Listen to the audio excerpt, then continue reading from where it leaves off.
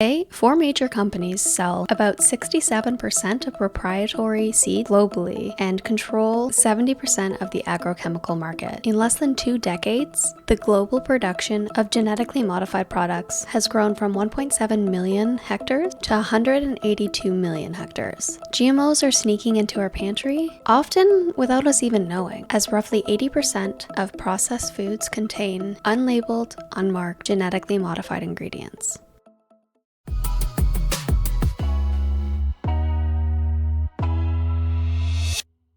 Welcome back, World Changers. If you're new here, hi, my name is Dee and welcome to the H2O Salvage channel. If you're passionate about the environment, curious about the world around you, and looking for ways to implement meaningful change without all the stress and anxiety, then you're in the right place.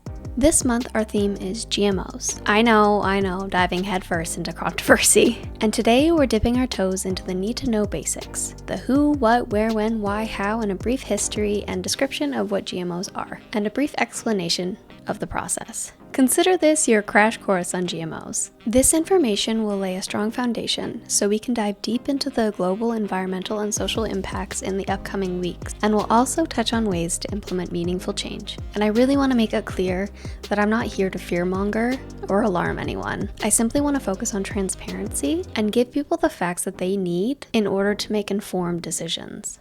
So if you're ready to learn something new, let's jump right in.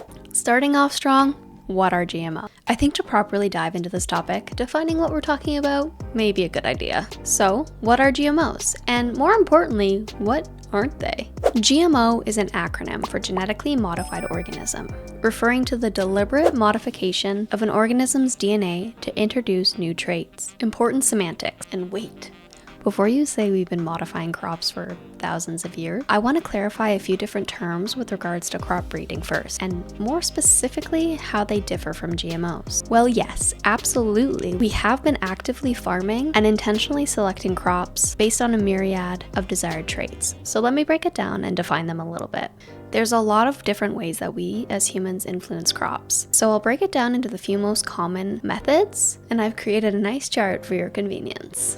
Let's consider some naturally occurring processes, which occur naturally, though humans may intervene to expedite the process or control the outcome on nearly all of these processes that I'm about to mention. There are a lot of different ways that we influence crops, so I'll break it down into a few of the most common. Natural selection. Organisms with favorable traits survive and reproduce in response to environmental pressures. And well, sure, humans could artificially create microhabitats, and we do.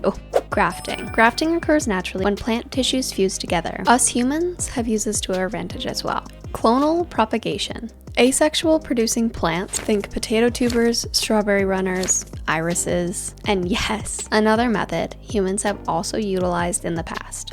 Wild cross. A wild cross occurs when two naturally compatible, distantly related wild species in close proximity cross-pollinate. Well, wild cross is a type of hybridization, which we will talk about in a moment. It specifically involves crossing wild species, and a true wild cross refers to a naturally occurring hybrid between a wild species and a domesticated species, or two wild species in the same genus, all without human interference. In essence, a true wild cross happens naturally without the deliberate human intervention of hybridization, though humans may later select for desirable traits that emerge from such crosses. Human-enhanced natural processes. These are techniques that specifically involve human intervention to guide or speed up the processes found in nature without introducing any synthetic elements. Some examples are selective breeding, where humans accelerate natural mating to promote desired traits over generations. Hybridization. This happened to me last growing season, unbeknownst to me, and I was quite surprised. I'm a relatively new gardener. I accidentally created a sunken, or a punkini. Humans can select breeds with specific desired traits, and through trial and error, cross-pollinate and seed save year after year to select for those desired changes. So while technically, yes, all of those mentioned, and I'm sure there are more, through natural and human-assisted processes are considered genetically modified, they differ from what we'll be focusing on during this month's eco-theme. And I hope I didn't lose you there in semantics, but it's important to define these minute differences so we're all on the same page. During this month, we are specifically talking about transgenic genomic editing, something that cannot occur naturally. And so for ease and tongue twister reduction, assume I'm talking about that throughout the duration of this video and the next few weeks. This process differs from traditional crossbreeding by inserting specific genes into the genome, often from entirely different species. For example, salmon genes into a tomato, which apparently is a myth, or bioluminescence into fish or mice, which isn't, and a pretty well-known GM crop, BT corn. This corn incorporates genes from a bacterium called Bacillus thuringiensis. And while yes, this bacteria is naturally occurring and found in soil and can be transferred onto leaves through rainwater splash up, transportation through plants' natural processes, or animal feces, genetically modified BT corn has been biochemically engineered to produce the BT bacteria within the plant itself. So when pests munch on this wonderful, deliciously monocrop smorgasbord that we provided them, well, they munch a little and then stop forever. There are two umbrella types under GM crop: herbicide tolerant and pest resistant. Within both of these categories, there are tons of different variations. And yes, plants can be genetically modified to have both traits. So both herbicide tolerant and pest tolerant, and they can even have multiple of each. So multiple pests, multiple herbicides. You get the picture. In fact, one specific crop labeled Mon 87429, if you know, you know, is herb resistant to 6 different herbicides. Roundup Ready is probably another term that you're familiar with, and this refers to a herbicide-tolerant crop that has been genetically engineered to withstand the spraying of glyphosate herbicide. And BT, which we mentioned earlier, is an example of an insect-tolerant modification. We'll dive deeper into these in the next 2 weeks. So, what are the most common GM crops? The most commonly genetically modified crops are corn, soybean, cotton, and canola. These crops are often modified for traits such as resistance to pests or tolerance to herbicides, although other genetic traits can be tailored to specific agricultural challenges, market demand, or other desirable features. Here are some other examples and what they're used for. And while GM crops can be created for food, they can also be created for other industries as well, such as corn, which can be used for animal feed as well as human consumption, and industrial uses like biofuel, or as filler ingredients such as corn syrup, cornmeal, or even popcorn. How are genetically modified crops created? Great question. Step 1, find the gene. Scientists look for a specific gene that has a trait that they're looking for, like pest resistance. This gene might be from a completely different plant, animal, or even a bacteria. Step 2, extract the gene. Once scientists have found the targeted gene, scientists carefully cut it out using special tools. These tools are tiny scissors that target and snip the gene from its original DNA. Step 3, copy the gene. Now that they have the gene, they need more of it. So kind of like control paste on your computer. Scientists use a technique called PCR, which stands for polymerase chain reaction. I think that's right. And they make copies of the gene so that they can work with it. Step 4, modify the gene. And this is only if it's needed, as in some cases, the gene needs a little bit of tweaking to make it work better in the plant or animal that it's designed for. Scientists might add, change, or remove parts of the gene to get the best results. Using innovative tools like CRISPR, they are able to make changes which fine-tune the final product. Step 5, insert the gene into the new organism. And there's a few ways to do this. One method is the gene gun. How sci-fi does that sound? It shoots tiny gold or plastic coated particles that have the gene inside into the cells of the target organism. Another method uses bacterium to transfer the gene into a plant's DNA. Or there's another method called electroteleportation. Yeah, teleportation's real, with microscopic DNA-ish. Basically, here they use electricity to open the plant cells so that the new genes can enter. Step 6, grow the new organism. Once the gene is inserted, the organism, plant or animal, is grown, and scientists monitor and make sure that the gene is working as expected. History. The journey begins 50 years ago, and this timeline is filled with groundbreaking discoveries, scientific milestones, and impactful innovations that have shaped the world of genetic engineering as we know it today. And while there are a few controversies, we'll touch on those in the upcoming weeks. The early breakthroughs. It all began in 1973 when Herbert Boyer, a biochemist, and Stanley Cohen, a geneticist, developed the first method to transfer genes between organisms using recombinant DNA technology. And this was the birth of genetic engineering. The very next year, in 1974, the first genetically modified animal was created, a mouse. This breakthrough demonstrated the potential of genetic engineering to alter living organisms. Fast forward to 1982, FDA okayed the first product that was developed through genetic engineering meant for consumers, human insulin, to manage diabetes. This new form of insulin was a game changer as it greatly reduced the risk of allergic reactions that some people had experienced. 1 year later, in 1983, the first genetically engineered plant was successfully engineered. Can you guess what it was? Tobacco. Commercializing GMOs began around 1994 with the Flavor Saver tomato, the first commercially modified food. This kicked off a wave of GM produce in the 90s, including summer squash, soybean, cotton, corn, papaya, tomatoes, potatoes, and canola. While some of these are still available in stores today, others have not stood the test of time. Here's our first little touch on controversy. In 1999, researchers introduced and published their findings of the famous miracle prototype of golden rice. This rice was genetically engineered to biosynthesize beta-carotene to help reduce blindness in countries with limited access to dietary sources of vitamin A. And we're moving into the 2000s. Things get a little weird here. The glowfish was the first genetically modified animal to become commercialized in 2003. The following year, in September of 2004, the first trials of golden rice were harvested. And a year later, in 2005, GM alfalfa and sugar beets were available for sale in the United States. In 2008, the golden rice feeding trials began,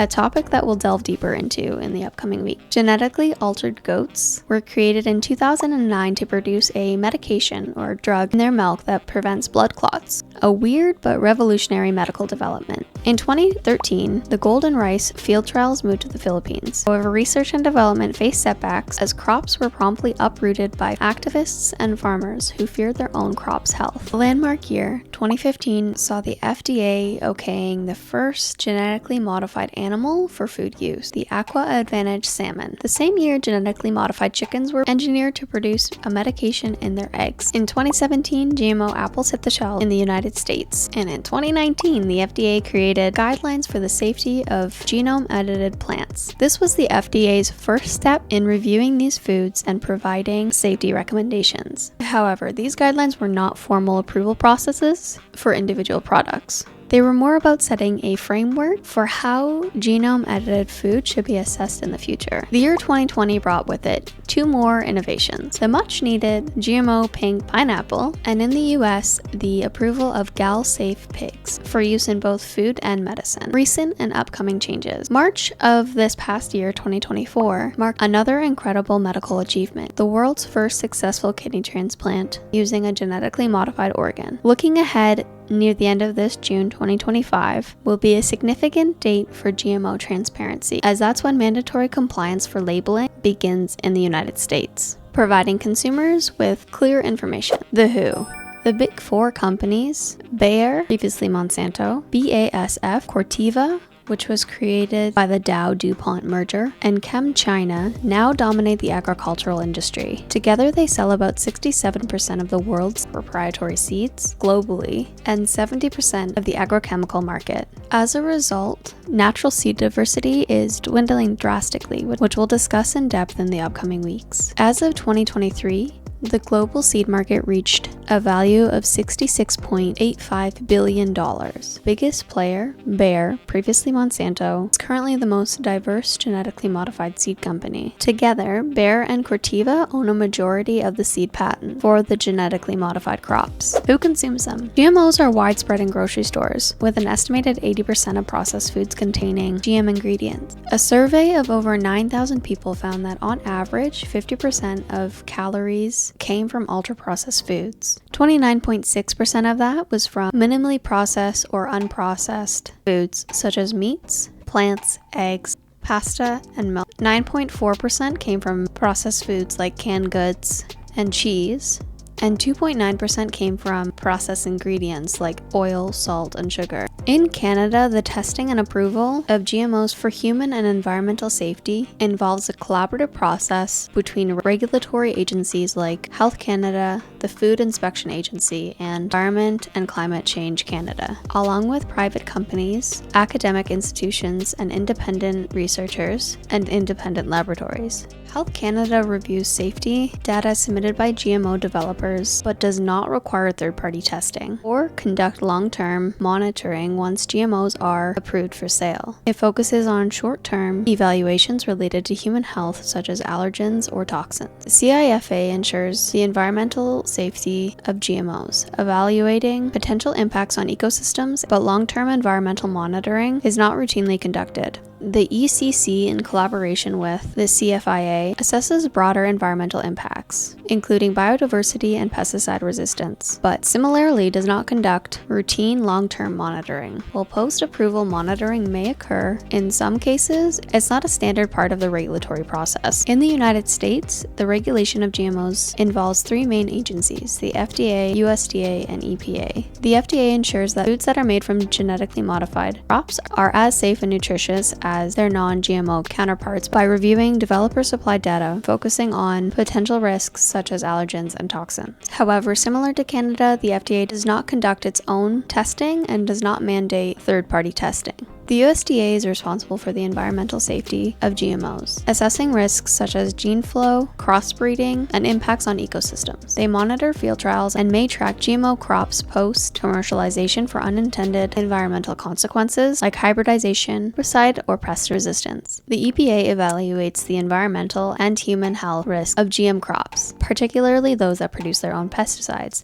Similar to the FDA and USDA, the EPA relies on developer-provided data, but may consult third-party research where needed. Regarding long-term monitoring, the responsibility falls on the developer to track and report issues. Where are GMOs grown? Currently, 64 countries require mandatory GMO labeling, and in America, come late June of this year, 2025, GM foods will also require mandatory labeling. As far as I can find, Canada will continue with its current voluntary labeling process. Mandatory only when there are health and safety concerns, such as in the case of allergens or changes in composition or nutritional quality of the food. GMOs aren't strictly used in food. GM products can be found in several different sectors. For example, industrial applications such as biofuels, textiles, and the medical sector. According to the ISAAA, genetically modified organisms are used to produce over 100 pharmaceutical products. These range from vaccinations to therapeutic proteins. As of 2024, more than 90% of U.S. corn, upland cotton, and soybeans are produced using GE varieties. Large-scale production of GM crops began around 1994 and has rapidly expanded since. Between 1996 and 2014, global GM production had grown from 1.7 million hectares to 182 million hectares. In the United States, genetically modified soybean accounts for 94% of total soybean production. GM cotton makes up 94% of cotton production, and GM corn represents 92% of corn production. Here's a quick breakdown of the top 5 GM growers. India. 5 to 10% of India's cropland is dedicated to GMO production. Of that land, it's mostly used for BT cotton. 80 to 85% of India's cropland is conventional non-GMO farming, while 2 to 3% is used for organic farming. In the US, 55% of cropland is used for GMO crops, mainly corn, soy, cotton, canola, and others used for food, biofuel, and animal feed. 40 to 45% of cropland is non-GMO conventional farming, whereas 1 to 2% is organic. In Canada, we have 60 to 65% of cropland that's used for GMO crops, mainly soybean, canola, corn, and cotton. 30 to 35% is conventional crops, whereas 2 to 3% is organic. Argentina and Brazil. 70 to 80% of cropland in both of these countries is reserved for genetically modified crops, mostly soybeans in both countries and corn in Brazil. Conventional farming accounts for 15 to 20%, whereas organic farming in Argentina represents 1 to 2% and a little bit higher in Brazil at 2 to 3%. As of March 2023, at least 26 countries have partially or fully banned genetically modified organisms. In addition, roughly another 60 have significant restrictions on GMOs. While we could spend quite some time here going through the specifics, instead I'll just include a helpful resource in the description box below for your reference if you would like. GMOs are a very divided topic, sparking debates over safety, ethics, corporate control, and ecological impact. Organizations, professionals, and scientific studies both support and oppose them for a multitude of reasons. While claims state that GMOs were initially created to help farmers prevent crop and food loss, control weeds, increase crop yield, and resist pests, ultimately reducing the use and need for herbicides, further investigation has revealed a more dynamic and complex picture. There is controversy surrounding governing bodies, GM developers, and separate issues that pertain to environmental and social issues. While alternatives do exist, such as traditional crop breeding and organic methods, it can be difficult, even impossible, to differentiate between GMO and non-GMO products. In the weeks coming, we'll be diving deeper into these talking points, and ultimately it's up to you to decide what you feel comfortable with, believe in, and how to proceed. Finding reliable information can be challenging and frustrating, so I've included some helpful resources in the description box below. Be sure to take care of your mental health during this discovery process, and don't be afraid to take a break or step aside if you need to. It can sometimes be overwhelming and a little disheartening. Until next time, stay curious and keep learning. Introduction. Yes, this is a sock on the top of my microphone. How to do what works, right? Withstand the spraying of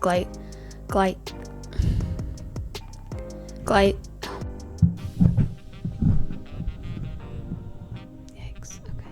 How does that sound? Oh my god, I'm stressed. Hopefully this is working.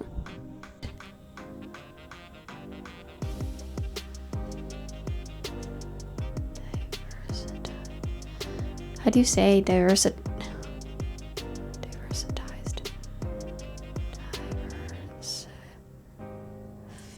What? Is the most diversized? Diverse? What? That was a struggle. It's not a standatory.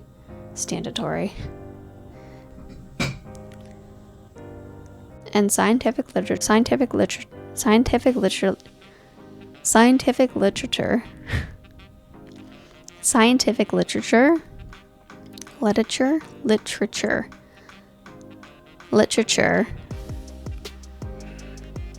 and scientific studies in close